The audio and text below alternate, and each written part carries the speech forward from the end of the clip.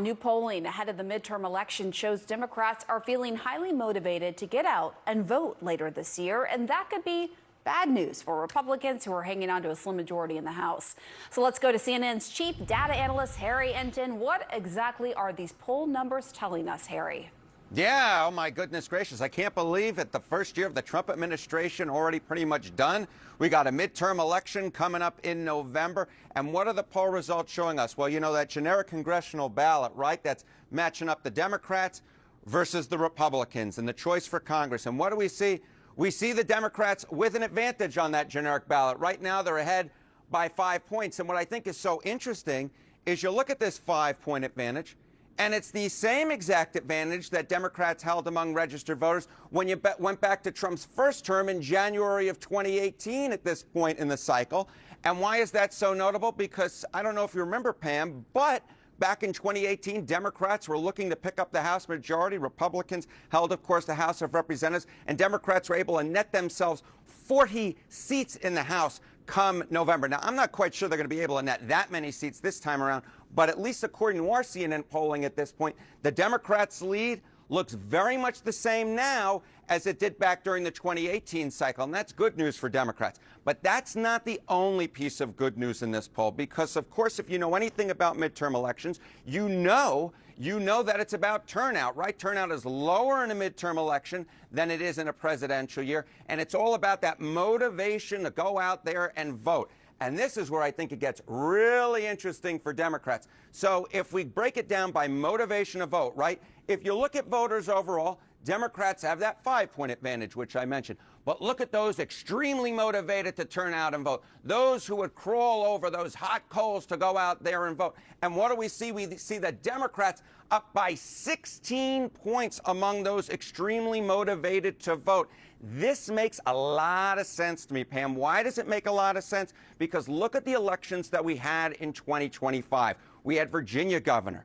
We had New Jersey governor. We had those special elections as well across the congressional special elections, as well as those for state legislative elections. And what we saw in those elections in 2025 were two things. One, that Democrats were far more likely to turn out than Republicans.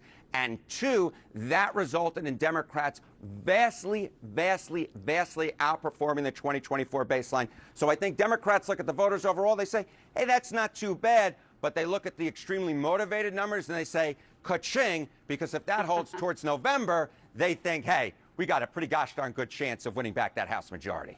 Yeah, we'll see how those numbers actually translate in reality. And voters are also expressing their level of confidence in their congressional leaders, right? Yeah, so this is where it gets really interesting, right? Because we see these generic ballot results and you say, okay, you know what, this is good for Democrats. But then you look, okay, at the congressional leaders and say, okay, approve of these congressional leaders. For Democrats, just 28% of Americans approve of the job that the Democratic congressional leaders are doing, right? For Republicans, it's 35%. So more folks approve of congressional Republican leadership than they do of congressional Democratic leadership.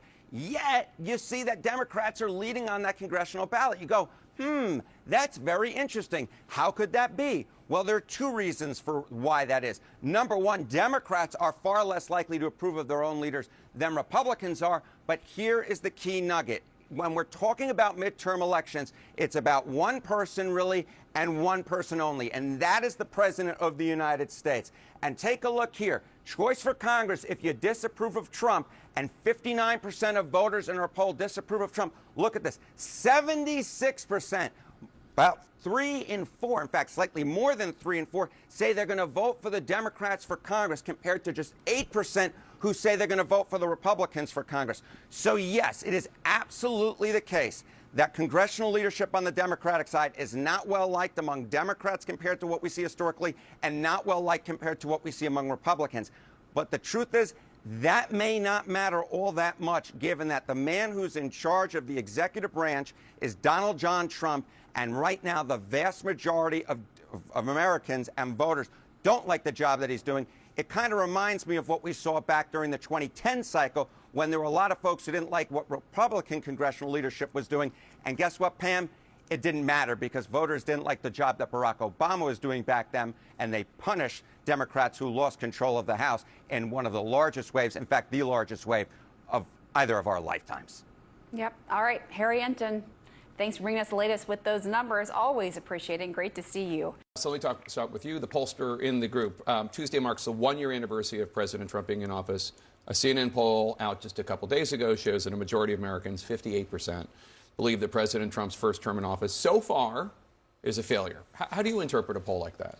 So a lot of Republicans are happy with what they've seen. They feel like Donald Trump has delivered on a lot of promises that he's made, and that's the 42% in the poll. But there are an awful lot of folks, particularly political independents, many of those younger voters who are part of what ushered Trump into office, who really feel like cost of living has not gotten under control. And that's the main reason why they're feeling agitated. They feel like, hey, we were promised lower cost of living and we didn't get it. And that's why you see that 58% number. That's a pretty big warning sign for Republicans headed into the midterms, where typically voters hold the party in power accountable if they think they've gotten things done or not. 1 year in, Republicans feeling happy, everyone else not as much. So, Brian, the chairman of the Republican National Committee, posted on X, quote, Republicans are going to defy history in November because there is nobody who can energize our base more than President Trump. And he linked to a Fox News headline that reads, RNC chairman bets on secret weapon to defy midterms history. What do you think? Is that... Listen, sure, it's possible, but history is against us, right? And the economy right now appears to be against us. I think there's a recognition from this administration that they need to do more on the economy. You certainly have Vice President Vance and a lot of the team saying, President Trump needs to be more focused on the economy. And there's an argument to be made on the economy. Inflation is lower. Some, gas prices or energy costs is lower. There's these things that they can be made, but it's getting lost by the other topics that are taking place, the international affairs. My belief is if President Trump is out there campaigning, highlighting the improvements that have been made on the economy, they make a stronger case than as opposed to him talking about Greenland or putting more tariffs on our European allies. Yeah, I saw there was a graffito on from New York that was on social media. It was something like, we don't want Greenland, we want health care. And Dan Pfeiffer, the former Obama communications director, said, not a bad message for the midterms, or something like that. Yeah. President Trump told Reuters in an interview this week that he's accomplished so much that, quote, when you think of it, we shouldn't even have an election. White House Press Secretary Caroline Leavitt said the president was obviously being facetious. There's real reason to have concerns about that. Even if we do have an election, the actions that the president has taken in terms of the executive orders on voting to make it harder for people to vote, there are real concerns. That being said, I think the most important thing for Democrats, and what I found interesting in our poll, is, yes, we need to do the work to make sure we have an election, but we have to make the argument to voters that they can trust us to deliver on what we say we're going to do.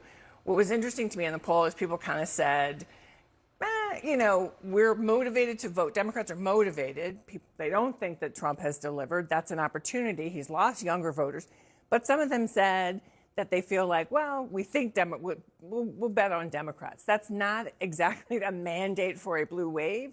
We still have to make the argument and prove that we're going to deliver. And that part of what we'll deliver is health care, lower costs, reining in Trump, less focus on fighting battles overseas, more focus on right here at home. Yeah, and not to interrupt, but to just further your point, in that CNN poll, only 39% of respondents said that they felt like they would be better off if Democrats took control of Congress. It's a poll that otherwise has a lot of really good news for Democrats, but really underscores what Karen said. That's a good point. That number sucks. That's right.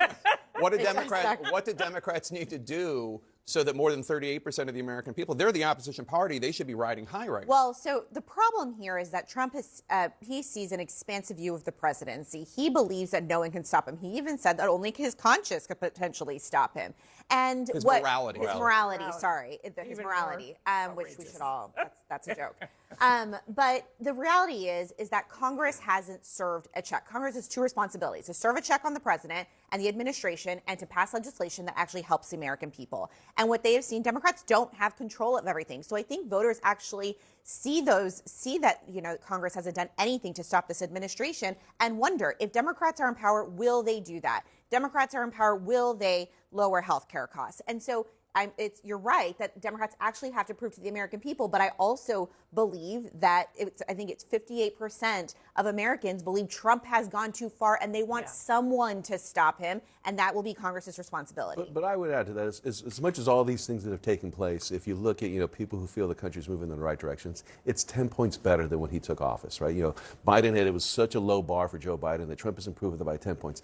At least it's moving in the right direction. I think if they can narrow their message strictly in the economy, you're going to continue to see movement. He can't narrow his message, though. I'm sorry. He doesn't know how to have message discipline. And I think a lot of vulnerable Republicans right now are worried about that. There are 18 districts, congressional districts, that are key to winning the House, and they're currently leaning Democrat. And that's really bad news for you can't really argue with that. If you just look at the president's Truth Social posting this weekend, there really wasn't a lot on affordability. There was quite a bit on outlawing, rival college football games from competing with the Army-Navy game, and that's the nicest one I could cite. Yeah, listen, like I said, every second that he is not talking about the economy and how he's working on making things better, how energy costs are lower, all these things, he is hurting himself and the party. And I think the party's trying to get him to focus more on that. And, I think we have an uphill battle because Donald Trump is who he is, but we know what can win.